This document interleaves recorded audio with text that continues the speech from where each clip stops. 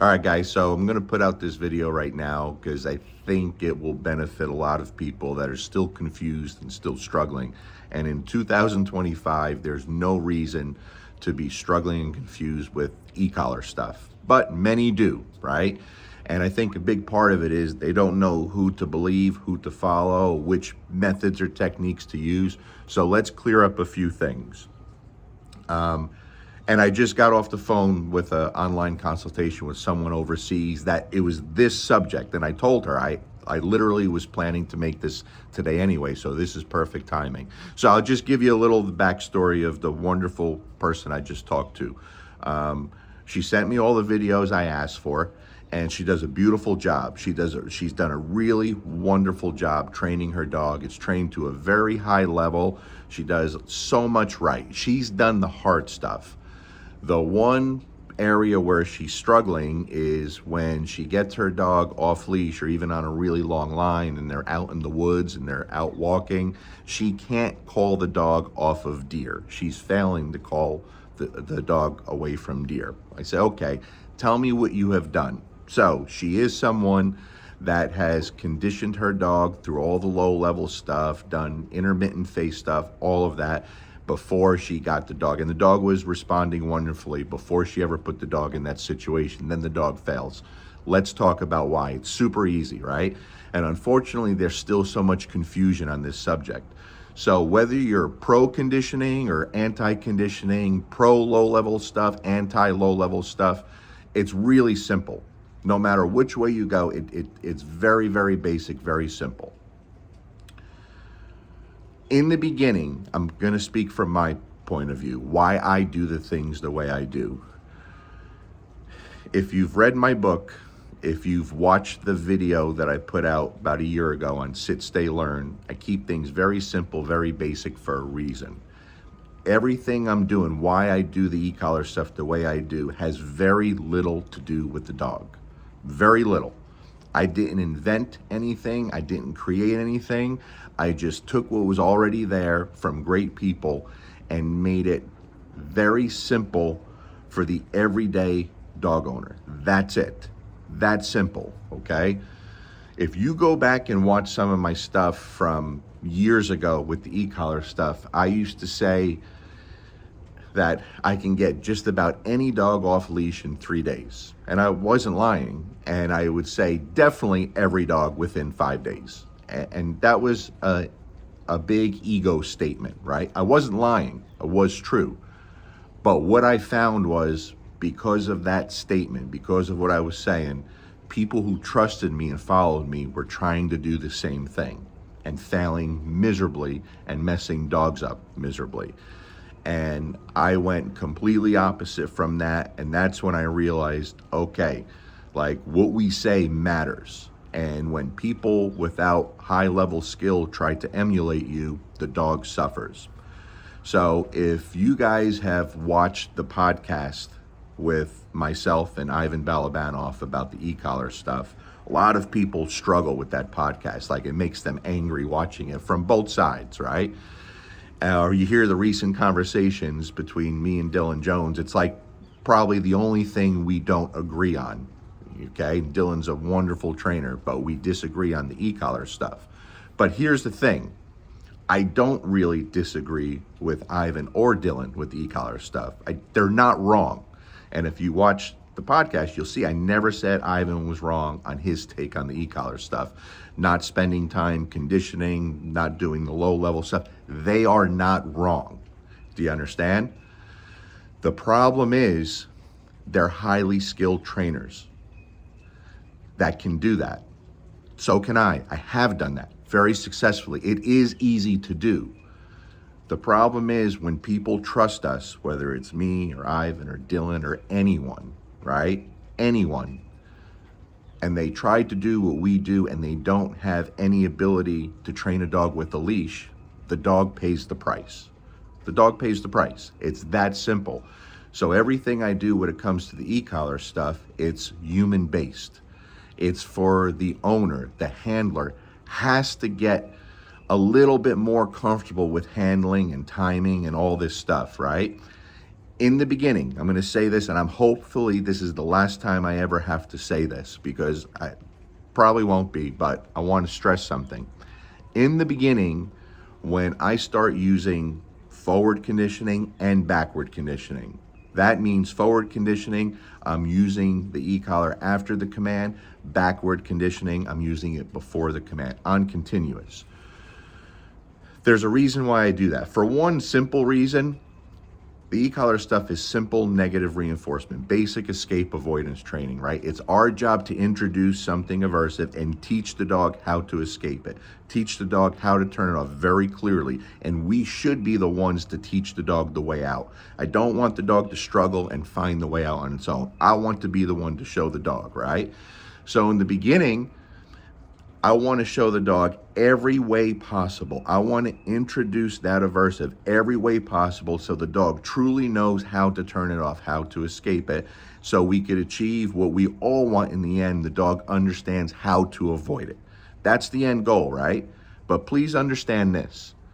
Past that first day, maybe the second day, depending on the dog and the person I'm working with, I never ever use the e-collar before a command again. It's literally for a very brief period in the beginning to introduce something very foreign and strange to the dog and be the one to help the dog the way out. And I can go into this for hours and get more details, but I'm not going to, right? Nobody wants to hear that shit.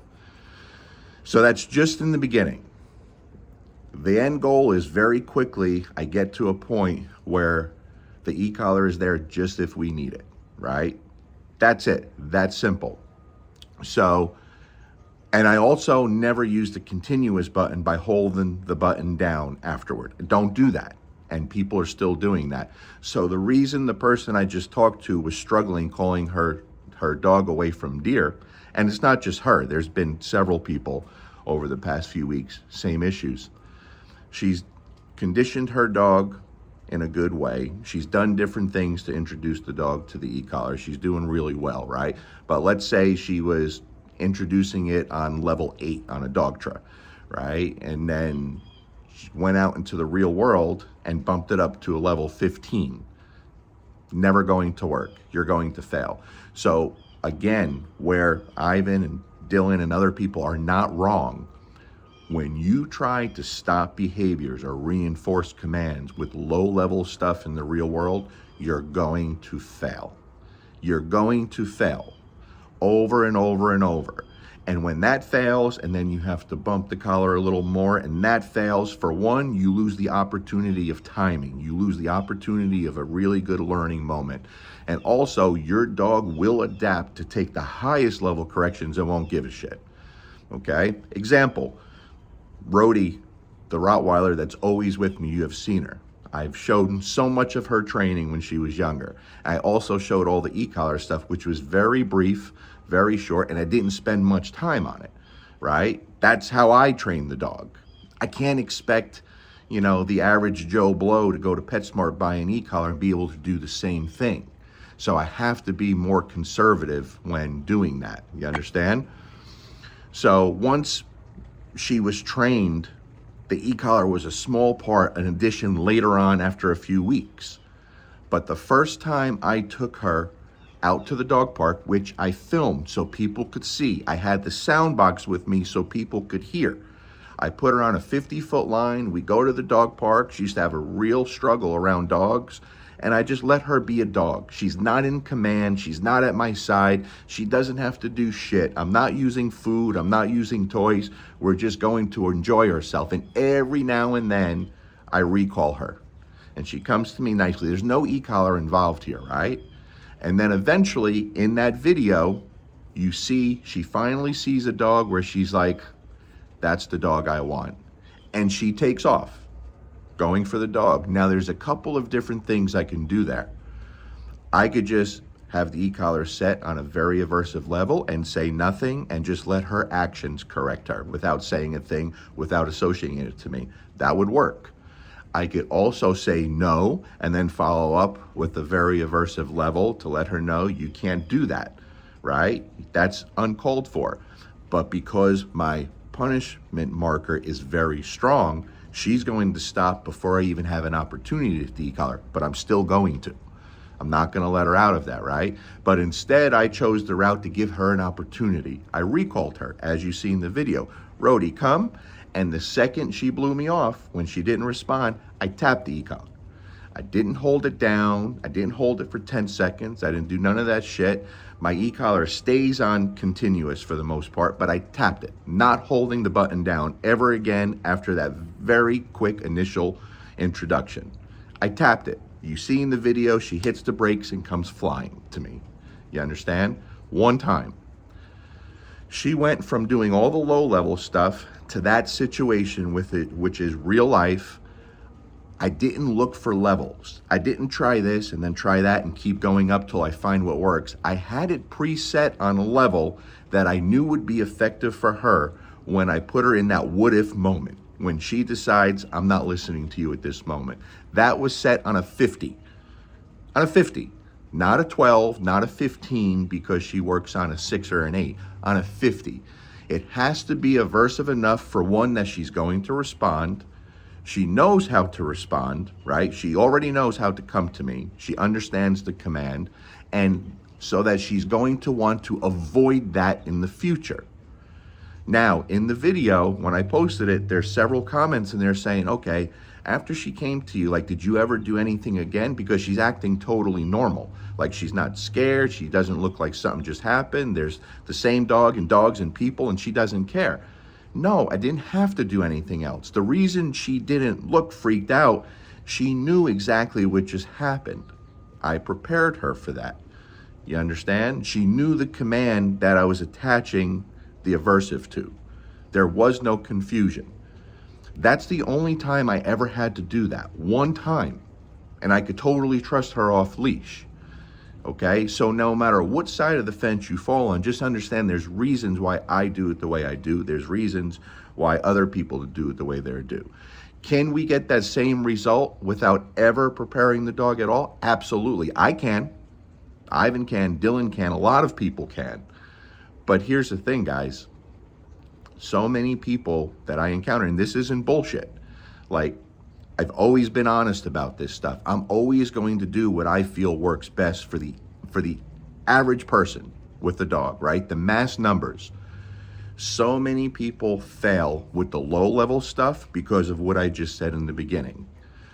But so many people fail also with the non-conditioning, high-level stuff, not because that's the wrong way, because they don't have the skill or ability to achieve that. They're missing all the little things that go before it. You understand what I'm saying? So Dylan posted a video yesterday, and I keep saying him because I promote him because he does a beautiful job. It's no bullshit there. It's real dog training. He showed that Australian cattle dog off leash. I think it was the second day with the e-collar maybe or something, and he's barely used it, right? But that's what people see. So people see that, I'm going to train my dog and I'm going to do it the way Dylan does it or the way Ivan does it, which is great. They're two great people to try to emulate. But when you try to emulate them, emulate everything, not the e-collar stuff. You're forgetting about all the work that went into that dog prior the e-collar. You understand what I'm saying?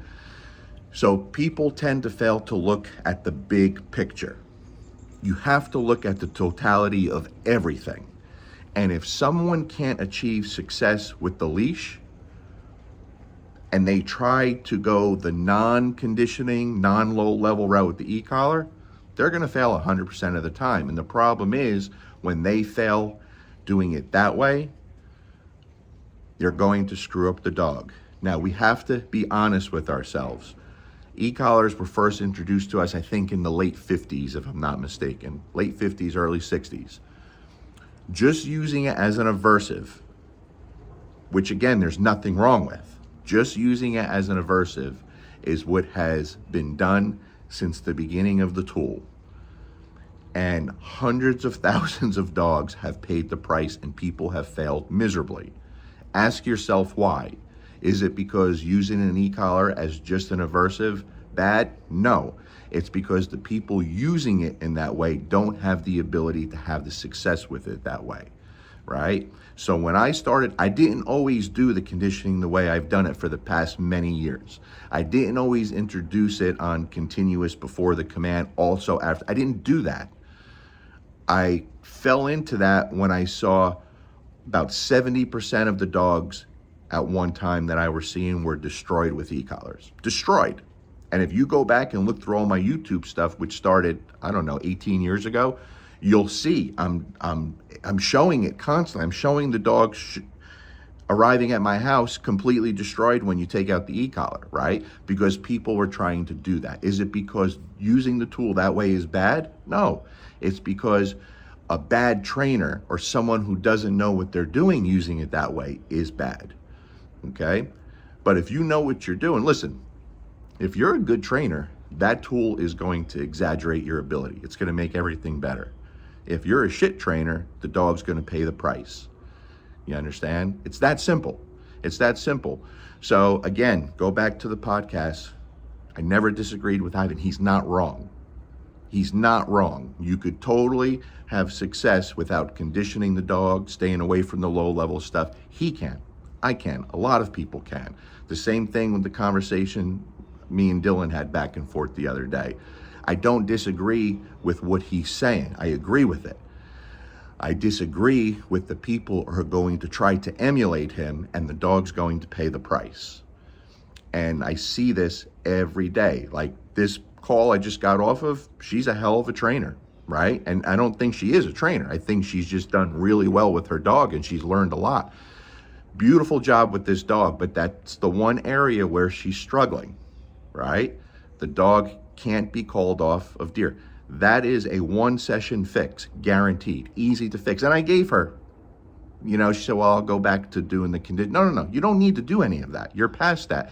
Now you put the dog on a 50-foot line, 100-yard line, go out to someplace where doesn't have to be deer yet, but go someplace where the dog's going to hesitate to respond to your recalls because what's over there is more interesting, right? Rex, come. Doesn't come immediately, we're going to reinforce that on an aversive level with the e-collar. An appropriate level where the dog goes, oh, fuck, I know what I have to do. I know how to turn that off. And more importantly, I know how to avoid that. But if it's not aversive enough and the dog doesn't want to avoid it in the future, you're going to have to keep dealing with those unwanted behaviors. And that's insanity. It's not necessary. But it's also not necessary to be an asshole to the dog. The dog has to understand what you want and have the ability to do so.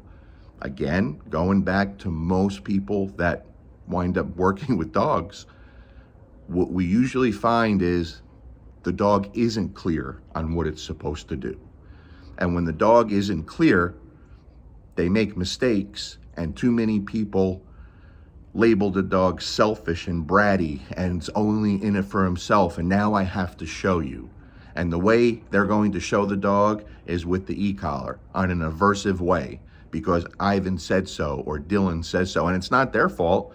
They shouldn't be responsible for anyone else, just like I shouldn't be responsible for anyone else.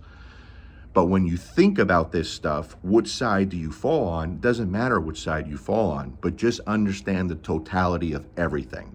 Right? So for me, when I take the average Joe Blow, I know they're going to screw up the training with the e-collar. Even if everything else is going good, they're going to screw up the training with the e-collar. But if they do it my way, they're not going to screw up the dog.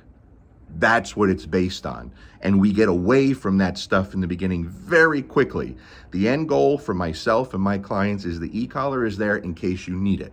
I'm not using it for obedience. My clients should not be tapping that e-collar every day. They should rarely ever have to use it if we do it correctly, right?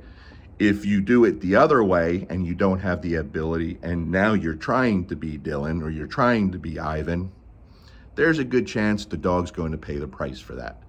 You understand what I'm saying? And that's okay if you try to be them, but try to be them with everything before you attempt the e-collar. Try to be them with the play and the building the dog up and making the dog feel great about itself. Try to be them that way, not just the e-collar way. You're picking and choosing what you want to do and the dog is paying the price. So think of all of it. If there weren't tens of thousands of people out there all over the world, that's not an exaggeration. I don't bullshit people. that have spent thousands on their dog and failed miserably, and by simple, unprofessional, idiot-proof stuff that I put out, have been able to get their dogs off leash and be really happy with what they're doing. I wouldn't push this stuff anymore, guys, because I gain nothing out of it anymore. Like, it becomes exhausting, right? So no matter whose way you decide to do, make sure you focus on the totality of everything, not just that tool. I hope this helps. I hope this clears things up. If you have questions, ask them right here, and I'm going to answer every question on this video. Okay? Peace.